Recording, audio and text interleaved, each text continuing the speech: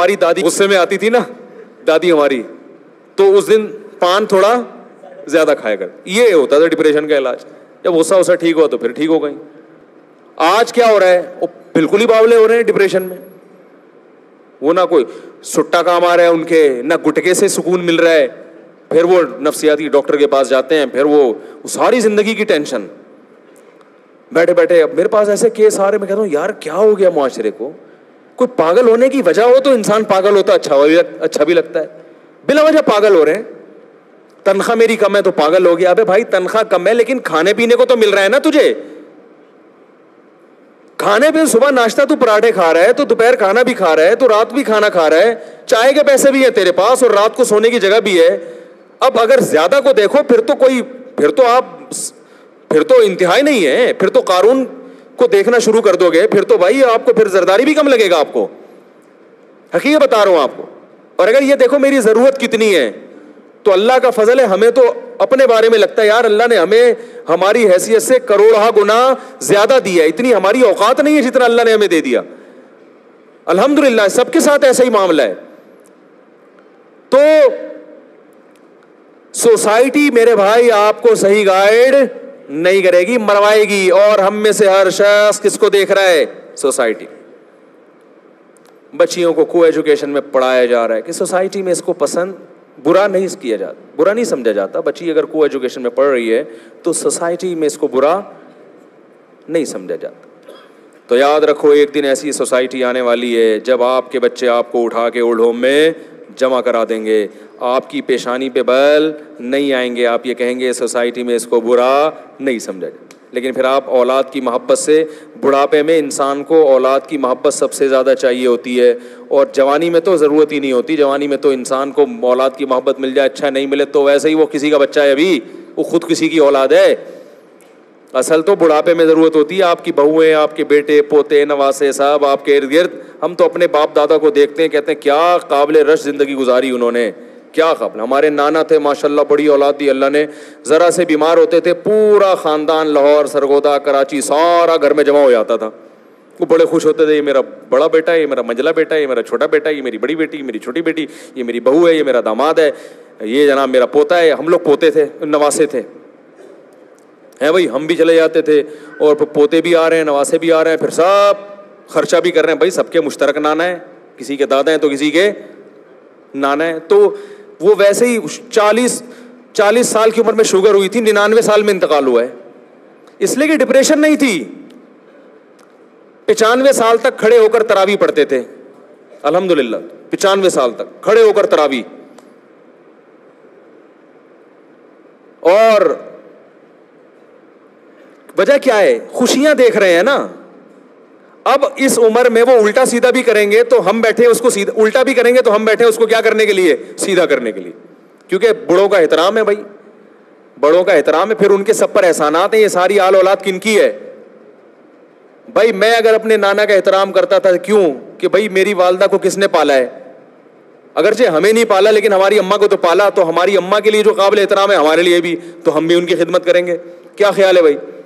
تو ساری خدمت تو انہوں نے اب صرف اپنی اولاد کی بچپن میں کر لی, ان کو پال پوس کے نسل نہیں روکی, بس یہ بڑا احسان کیا. اور جو جتنی توفیق ملی حسب ذائقہ, جتنی اللہ نے ان کو گنجائش دی تھی اس حساب سے تعلیم دے دی. اب ساری زندگی کون ان کی خدمت کرے گا؟ ان کے اولادیں, ان کی بہویں, ان کے بیٹے, ان کے پوتے, ان کے نواسے. ان کا اکثر میں ایک ملفوظ سناتا ہوں, ان سے کوئی پوچھتا تھا, وہ بھی امام بھی تھے نا مسجد کے, آرمی میں بھی تھے اور مسجد کے امام بھی تھے. تو ان سے کوئی پوچھتا تھا کہ آپ کے گھر میں خیریت ہے؟ تو وہ جواب میں کہتے تھے خیریت کم بختوں کے یہاں ہوتی ہے. صحیح ہے نا, بڑا پیارا ملفوظ تھا. خیریت کم بخت کہتے ہیں بدقسمت لوگ. انہوں نے کہا اللہ نے ہمیں آل اولاد ماشاءاللہ اتنی دی, ہمارا گھر بھرا ہوا ہے.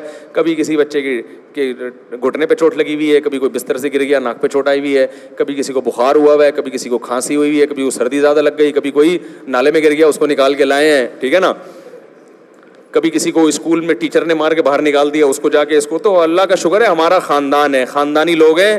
خیریت اس کی ہوتی ہے جس کے کوئی ہوتا ہی نہیں ہے. جب کوئی ہے ہی نہیں تو خیریت ہی خیریت. وہ پھر دیواروں کو دیکھ دیکھ کے ٹینشن میں جاتا ہے, کہہ رہے یہ بھی خیریت سے, اس کو بھی نہ نزلہ ہے. دیواروں کو تھوڑی نزلے کھانسی ہوتے ہیں. اس کو آج کل سکون والی زندگی کہا جا رہا ہے.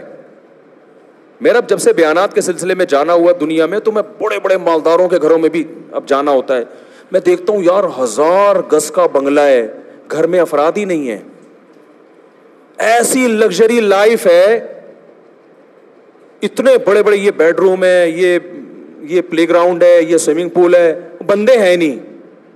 یار تم کیا, اس سے تو اللہ کا شکر ہے وہ غریب اچھا ہے جس کے گھر میں آدمی تو افراد تو ہیں.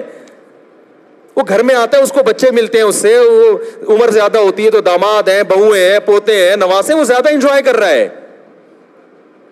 سوئمنگ پول میں وہ ندی نالے میں لے جا کے اپنے بچوں کو نہا لے, ان کے ساتھ نہ, اس کو زیادہ مزہ آئے گا بنسبت ہی سوئمنگ پول میں اکیلا تیر رہا ہو وہاں بیٹھ کے. وہ تو لائف تو پہلے آپ کو محبت کرنے والے افراد تو ملیں, آپ کی قدر کرنے والے, آپ کو عزت دینے والے, اور ان کی خوشیوں پہ آپ خوش ہو, ان کے غم پہ آپ غمزدہ ہو. پہلے یہ لائف تو جب بنتی ہے, اس کے بعد پھر آگے اگلا پروسیس ہے. آپ نے افراد ہی شارٹ کر دیے. اب گھر کی ڈیفینیشن یہ تھوڑی ہے کہ دیواریں اینٹیں ہوں, اس کو گھر تھوڑی کہتے ہیں. تو ہوٹل میں بھی ہوتے ہیں, ہوٹل میں تو زیادہ اچھی دیواریں اینٹیں اور ان کے پلستر بہت اچھا ہوتا ہے. آپ کسی ہوٹل چلے جاؤ, آپ کو آپ کے گھر سے زیادہ وہاں پر اچھا محسوس ہوگا. ایئر کنڈیشن روم ہے ایسا زبردست, میں گیا ہوں نا, سوئمنگ پول ہے بڑا بہترین, لان ہے, لاؤنج ہے, اور اس میں کافی بھی مل رہی ہے آپ کو اور ساری چیزیں ہیں. لیکن آپ وہاں ایک آدھ دن کے بعد کہاں بھاگو گے؟ اپنے گھر, کیونکہ وہاں وہ بندے نہیں ہیں جو یہاں چھوڑ کر گئے تھے. آپ نہیں آ رہی سمجھ میں؟ کیا خیال ہے؟ تو یہ فیملی پلاننگ والے اور یہ جو لبرل لوگ ہیں نا, یہ ہمارے گھروں کو ہوٹل بنانا چاہتے ہیں. پیسے بچا بچا کے سونے کے نلکے لگا دو, مگر محبت کرنے والے گھر میں افراد نہ ہو, یہ چاہتے ہیں. تو میں کہتا ہوں پھر ایک بھی پیدا نہ کرو, جاؤ کسی ہوٹل میں رہو, کسی ہوٹل میں ٹائم گزارو, پیسہ کماؤ اور کرائے پہ کمرہ لے لو, وہاں وہیں رہو. لیکن آپ, میرا دل نہیں لگتا, میں ہوٹلوں میں جا کے ٹھہرتا ہوں. میں تو بیرون ملک بھی جب سفر کرتا ہوں نا, تو لوگوں سے جو مجھے انویٹیشن بھیجتے ہیں, میں کہتا ہوں بھائی ہوٹل نہیں بک کرانا, کسی گھر میں مجھے, گھر میں عجیب برکت ہوتی ہے, ایک روحانیت ہوتی ہے گھر میں رہنے میں. تو سوسائٹی کو میرے بھائی فالو نہیں کرو. علامہ اقبال نے کیا پیاری بات کہی ہے, 2 رنگی چھوڑ دے یک رنگ ہو جا, سراسر موم یا پھر سنگ ہو جا. ایک دفعہ صحیح اللہ کے بن جاؤ. لوگ پھر دیوانہ کہیں گے آپ کو, لوگ کہیں گے پاگل ہو گیا ہے, فنڈامنٹلسٹ ہو گیا ہے. بالکل بولے اب میں لبرل حقیقی معنوں میں, اب میں لبرلزم کی طرف آیا ہوں کہ دلیل سے مجھے جو بات صحیح لگتی ہے میں اس کو فالو, اور دلیل سے جو بندہ ٹھیک لگتا ہے اس کو بھی فالو کرتا ہوں میں. تو ہمیں دلیل سے اللہ کے رسول صحیح لگے, ہم ان کو فالو کر رہے ہیں. تو اللہ کے رسول نے جس چیز کو کہہ دیا غلط, وہ کیا بن گئی؟ غلط. اللہ کے رسول نے ہمیں بتا دیا زنا کیا ہے؟ غلط. لڑکیوں سے دوستیاں, بول لینا پریکٹس ہو جائے گی, غلط.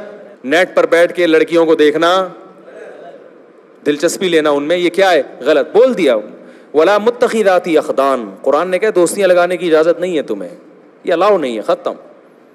قرآن نے کہہ دیا تمہیں نماز چھوڑنے کی اجازت نہیں ہے, سود کھانے کی اجازت نہیں ہے, سودی بینک میں جاب کی اجازت نہیں ہے, بہن کی وراثت ہڑپ کرنے کی اجازت نہیں ہے.